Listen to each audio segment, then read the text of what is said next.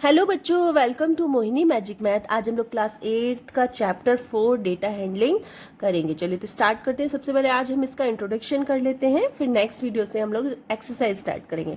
तो ज़्यादा long video ना बनाते हुए शॉर्ट वीडियो कोशिश करूंगी कि जल्दी से जल्दी आप लोगों को शॉर्टली बता दी जाए क्या होता है। ठीक है, तो डाटा का मतलब आपको पता ही है कि कोई भी किसी भी चीज का कलेक्शन, किसी भी चीज की इंफॉर्मेशन। अगर मैंने आपको ही बुलाया और आपसे पूछा गया आपकी स्टडी के बारे में कि आपके हिंदी में कितने मार्क्स हैं, इंग्लिश में कितने मार्क्स हैं, मैंने आपसे सारी इन्फॉर्मेशन ले ली। आपके कितने कितने मार्क्स यूटी में कितने आए हैं, आपके हाफ ईयरली में कितने आए हैं, एनुअल में कितने आए हैं, आपने मुझे सब कुछ बता दिया। तो मैंने आपका सारा डाटा कलेक्ट कर लिया है स्टडी का, आपके स्कूल का, कि आप स्कूल में आपके कितने मार्क्स आते हैं। ये हो गया सारा डाटा कलेक्शन। ठीक है, तो इसी को बोलते हैं डाटा। अब डाटा हैंडलिंग ये क्या होता है? जो भी आपने मुझे बताया है, नंबर्स बताए हैं आपने मुझे, उन नंबर्स को मैं क्या करूंगी, एक रजिस्टर लूंगी, आपका नेम लिखूंगी और उसके सामने, आपके नेम के सामने हिंदी में आपके कितने मार्क्स हैं, इंग्लिश में कितने हैं, मैथ में कितने हैं, साइंस में कितने हैं, तो वो सारे मार्क्स में आपके क्या करूंगी, हैंडल कर लूंगी। मतलब अच्छे से एक रजिस्टर में लिख लूंगी, जिससे कि कल के दिन मुझे रिजल्ट बनाना है या फिर पेटीएम होती है तो वहां पे अगर पेरेंट्स को दिखाना है आपका रिजल्ट, तो मैं वो तुरंत आपका रिजल्ट दिखा सकती हूँ। ठीक है, तो उसी को बोलते हैं हम डेटा हैंडलिंग। तो ये अलग अलग चीज़ों में होता है, रिजल्ट में नहीं होता, बिजनेस में भी यूज़ होता है, बड़ी बड़ी कंपनियां यूज़ करती हैं। ठीक है, तो ये बहुत ज़्यादा इंपॉर्टेंट टॉपिक है। कल जैसे जब आप जॉब करने लगते हो मल्टीनेशनल कंपनी में, या फिर आपका खुद का भी बहुत बड़ा बिजनेस होता है, हर जगह आपको डेटा हैंडलिंग की जरूरत पड़ती है। ठीक है, तो सबसे पहले हम लोग देख लेते हैं, एक तो पिक्टोग्राफ होता है। पिक्टोग्राफ क्या होता है एक बार देख लेते हैं आपकी बुक में। तो ये है आपका पिक्टोग्राफ। यहाँ पे आपको देखो बहुत सारी कार्स दी गई हैं, लेकिन इसमें बोला है कि 1 कार इजकल्स टू 100 कार। देखो बहुत बड़ी बड़ी कंपनियां होती हैं, जैसे आप लोग फ्रूटी खरीदते हो सपोज। ठीक है, तो एक कंटेनर होता है, बहुत बड़ा कंटेनर होता है, मतलब एक बॉक्स होता है जिसमें 100 फ्रूटी होती हैं। ठीक है, तो उस 100 फ्रूटी के बॉक्स को क्या बोला जाता है, 1 बॉक्स। ठीक है, 1 बॉक्स इजकल्स टू 100 फ्रूटी। इसी तरह यहाँ पे अगर बहुत सारी गाड़ी कोई प्रोडक्शन कर रहा है, ठीक है, तो एक कार, यहाँ पे सिर्फ एक कार शो की गई है, उसका मतलब ही समझ लो आपको 100 कार है। इसी तरह यहाँ पे 2.5 कार शो की गई है, मतलब 250। तो इस तरह से एनालिटिक्स करके इसको पिक्टोग्राफ बोला जाता है, मतलब शॉर्टली लिखा जाता है। अब एक बात बताओ, कोई कंपनी अगर पर मंथ 10,000 कार मतलब बनाती है, 10,000, ठीक है, तो वो क्या करेगी कि 1,000 car is equals to 1 car कर देगी। ठीक है, तो अगर उसको अपने डेटा में उसको दिखाना है कि कितनी कार बनाई गई हैं, तो वो क्या करेगी कि एक कार बना देगी और ऊपर लिख देगी 1 car is equals to 1,000 cars. ठीक है, तो उसी से डेटा से पता चल जाएगा कि एक कार बनी हुई है, इसका मतलब 1,000 कार्स बन चुकी हैं, कंप्लीट हो चुकी हैं। ठीक है, तो इस तरह से ये क्या हो गया आपका पिक्टोग्राफ। अब आ जाती है आपकी बार ग्राफ की बारी। चलो बार ग्राफ देख लेते हैं। तो देखो हर चीज को अलग अलग ग्राफ से भी आप लोग समझा सकते हैं। जैसे यहाँ पे बार ग्राफ आप लोगों ने क्लास 6 7 में भी देखा होगा, बनाया होगा ये बार ग्राफ। तो इस तरह से आप लोग एक सपोज हमें कोई क्वांटिटी नहीं पता, कुछ भी नहीं पता, सिर्फ आपने एक ग्राफ देखा और ग्राफ देखते ही एक नजर में, बिल्कुल एक झलक में आप बता दोगे कि कौन सा मैक्सिमम है और कौन सा मिनिमम है। ठीक है, जैसे मैक्सिमम ये है, मिनिमम ये है, तो बार ग्राफ की जरूरत तब हमें पड़ती है। ठीक है, इसी तरह डबल बार ग्राफ आता है, जो कि आपने क्लास 7 में किया हुआ है। ये देखो इस तरह से डबल बार ग्राफ होता है। ठीक है, तो एक ही चीज को दो तरीके से बताना है। फर्स्ट मतलब कौन से, ये जैसे 2006 का है, ये 2007 का है। ठीक है, तो इस तरह से आप लोग बना सकते हो बार ग्राफ। ये मैं नहीं बताऊंगी कि आप लोग पहले पढ़ चुके हो। ठीक है, अब बात आ जाती है सर्कल ग्राफ की, या फिर आप बोलते हैं इसे पाई चार्ट। ठीक है, तो इसको कैसे करते हैं, कैसे शो किया जाता है, कैसे बनाया जाता है इसको, ये हम थोड़ा सा सीखेंगे। देखो ये है हमारा, इसको हम लोग सर्कल चार्ट में कन्वर्ट करेंगे। ठीक है, पाई चार्ट में कन्वर्ट करेंगे। तो सबसे पहले स्टूडेंट है, चिल्ड्रन है, जिनकी पूरे डे की दिखाई गई है कि वो पूरे दिन में क्या करते हैं। ठीक है, तो इसमें स्लीप करते हैं वो 8 घंटे, और होमवर्क करते हैं 4 आवर्स, प्ले करते हैं 3 आवर्स, स्कूल जाते हैं 6 आवर्स के लिए, और अदर एक्टिविटी करते हैं वो लोग 3 आवर्स के लिए अदर एक्टिविटी करते हैं। तो इसमें हमें सबसे पहले फ्रैक्शन निकाला है। तो फ्रैक्शन कैसे निकालते हैं, सबसे पहले हम क्या करेंगे, इन सबका टोटल, कि टोटल कितने आवर्स हुए। तो टोटल आवर्स कितने हो गए हैं? 24 आवर्स, जो एक दिन में होते हैं 24 आवर्स। ये हो गए आपके टोटल आवर्स।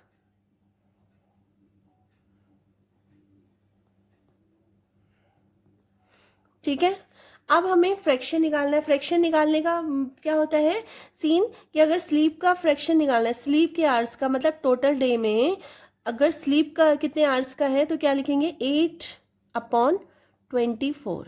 ठीक है, टोटल नंबर नीचे, टोटल आवर्स नीचे और ऊपर क्या आएगा 8/24। इसी तरह होमवर्क का करना है तो क्या होगा 4/24 और प्ले का है तो 3/24, स्कूल का है तो 6/24 और अदर्स का है तो क्या होगा हमारा 3/24। ठीक है, इस तरह हो जाएगा, लिख लिया। अब हमें सेंटर इनके एंगल्स निकालने, एंगल्स निकालने के लिए क्या करेंगे, देखिए सर्कल ग्राफ से आप समझ रहे होगा, सबसे पहले एक सर्कल बनाना होगा, उसके अंदर ग्राफ बनाना होगा। जो सर्कल होता है वो टोटल कितने एंगल का होता है, वो होता है 360 डिग्री। मीन्स 8/24 की मल्टीप्लाई किससे करनी है 360 से करनी है। ठीक है, इसी तरह होमवर्क कितना है 4/24 मल्टीप्लाई 360। इसी तरह 3/24 मल्टीप्लाई 360। इसी तरह 6/24 मल्टीप्लाई 360। इसी तरह 3/24 मल्टीप्लाई 360। ठीक है, अब इसको हम लोग सॉल्व करेंगे। ठीक है, तो हमने डिवाइड कर लिया, 2 से 30 को डिवाइड किया तो कितना आ गया 15। 15 की मल्टीप्लाई 8 से करेंगे तो कितना आ जाएगा 120। ठीक है, 120 डिग्री आ गया। इसी तरह इसको कट करेंगे अगर तो ये 15 टाइम्स ही कट होगा, सारे 15 टाइम्स से कट होंगे। ठीक है, तो 15 4 जा 60 डिग्री। ठीक है, यहाँ भी 15 से होगा तो 15 3 जा 45 डिग्री। यहाँ भी 15 से हो जाएगा, 15 6 जा 90 और ये भी होगा 15 से, तो ये कितना हो गया 15 3 जा 45। ठीक है, तो इस तरह से हमें क्या मिल गए एंगल्स मिल गए हैं। अब ये जो भी हमें एंगल्स मिले हैं उनको हम सर्कल ग्राफ में डालेंगे। ठीक है, ड्रॉ करेंगे।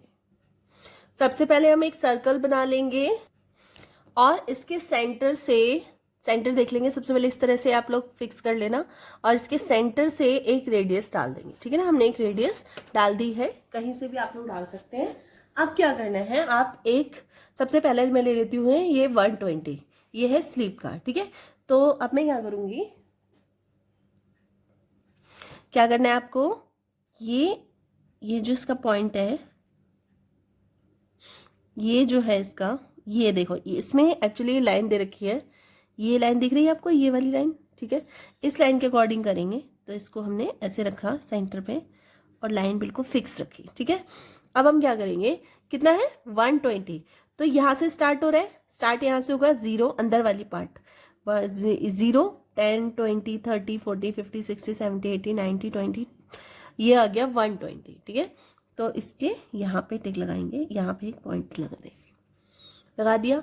अब इससे इसको मैच करेंगे।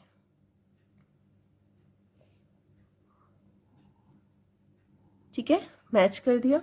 ये जो पार्ट है ये कितना है 120 डिग्री और ये क्या हो गया स्लीप, तो यहाँ पे हम लिख देंगे स्लीप। ठीक है, अब नेक्स्ट है हमारा होमवर्क। तो बच्चे होमवर्क कितने में करते हैं, तो सबसे पहले हमें इस अपनी नोटबुक को थोड़ा सा घुमाना पड़ेगा। ठीक है, और क्योंकि जो हमारा वो है प्रोटेक्टर है उसको इस तरह से अरेंज करना पड़ेगा कि लाइन के ऊपर ही आए। देखो लाइन से लाइन कवर होनी चाहिए, हो गई कवर। अब हमें जाना है 60, तो अंदर साइड से लेंगे, 60 का है 60, ये है यहाँ पर। ठीक है, तो ये आ गया हमारा 60 पे। अब इस पॉइंट से इसको मैच करेंगे, ये देख लीजिए, इससे इसको मैच किया। ठीक है, ये क्या है हमारा, ये है हमारा HW। यहाँ पे हम लिख देते हैं HW मतलब होमवर्क। नेक्स्ट है हमारा प्ले। तो प्ले कैसे करते हैं देख लीजिए, प्ले का फिर से हम लोग इसको रखेंगे और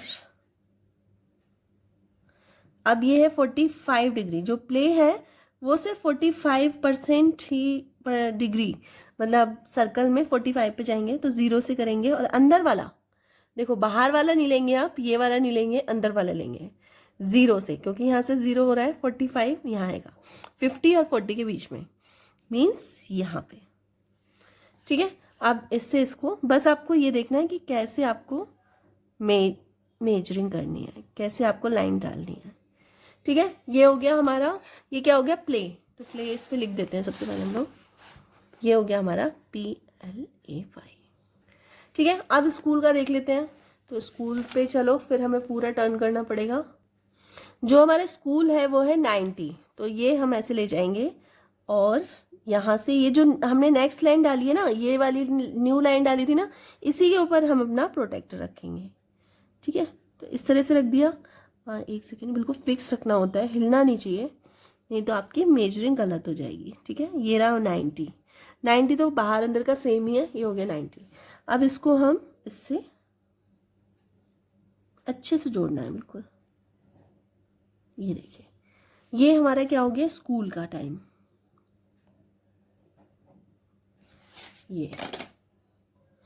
ये हो गया स्कूल। ठीक है, और जो ये बचा हुआ है इसको हमें मेजरिंग करने की जरूरत नहीं है, जो बचा पार्ट है वो 45 डिग्री ही है।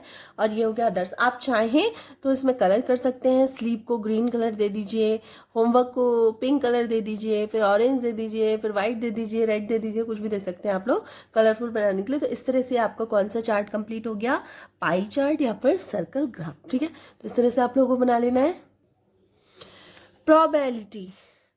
प्रोबेबिलिटी मीन्स क्या होता है, किसी भी चीज़ की होने की संभावना, मतलब कितनी बार वो आ सकता है। जैसे ग्रीन, अगर आपको इस तरह से पेन दिए जाए, बहुत सारे green pen, red pen, blue pen, black pen, ये आपको पेन्स दिए गए हैं, अगर आपको कितनी % प्रोबेबिलिटी है कि ग्रीन पेन कितने टाइम्स आएगा, रेड पेन को अगर हम मतलब निकाले किसी बॉक्स में से तो वो कितने टाइम आएगा। ठीक है, कितने % वो आएगा, ठीक है, कितनी बार वो आ सकता है। तो अगर 2 पेन है तो इसकी कम है प्रोबेबिलिटी, मतलब आने की, मतलब उसको सिलेक्ट करने की। ठीक है, ब्लू पेन सबसे ज़्यादा, तो ब्लू पेन ज़्यादा बार आ सकता है।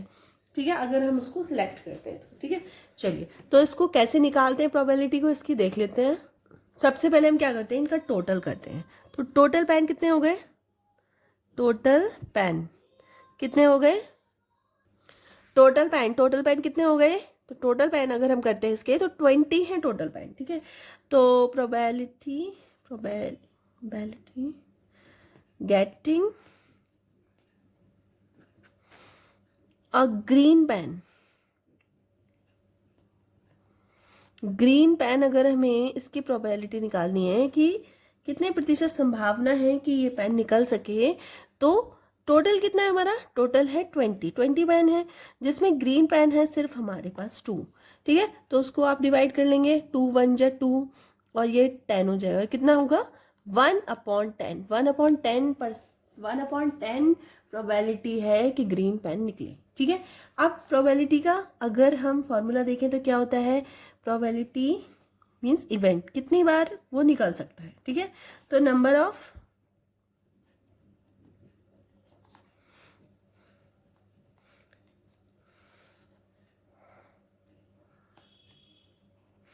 favorable upon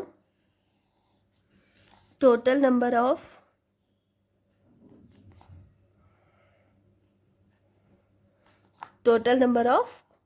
quantity। ठीक है, जैसे फॉर एग्जांपल आपको एक और कर लेते हैं हम लोग, रेड वाला कर लेते हैं कि अगर प्रोबेबिलिटी हमें निकालनी है किसकी, रेड की, तो कैसे निकालेंगे, रेड पेन की अगर निकालनी है, सॉरी पेन करना है इसको, तो कितनी हो जाएगी, टोटल कितना है 20 नीचे, टोटल 20 नीचे आएगा और ऊपर कितना आएगा, हमारे रेड पेन कितने हैं, तो ये 4 है। अब इसको आप डिवाइड कर लीजिए, 4 1 जा 4 एंड 4 5 जा 20, तो कितना हो गया, प्रोबेबिलिटी हमारी कितनी निकल के आई, 1/5। तो बस इसमें ज़्यादा कुछ नहीं है, सिंपल सा है, तो आप लोग कर सकते हैं। चलिए, तो इंट्रोडक्शन कंप्लीट हो चुका है और मिलते हैं नेक्स्ट वीडियो में। अगर वीडियो थोड़ी सी भी हेल्पफुल लगी हो आप लोगों को तो प्लीज़ वीडियो को लाइक कर देना, चैनल पे नए हो तो सब्सक्राइब जरूर कर लेना और अपने फ्रेंड सर्कल में शेयर कर देना। चलिए, तो कल से मीन्स नेक्स्ट वीडियो से हम लोग एक्सरसाइज स्टार्ट करेंगे। तब तक के लिए बाय।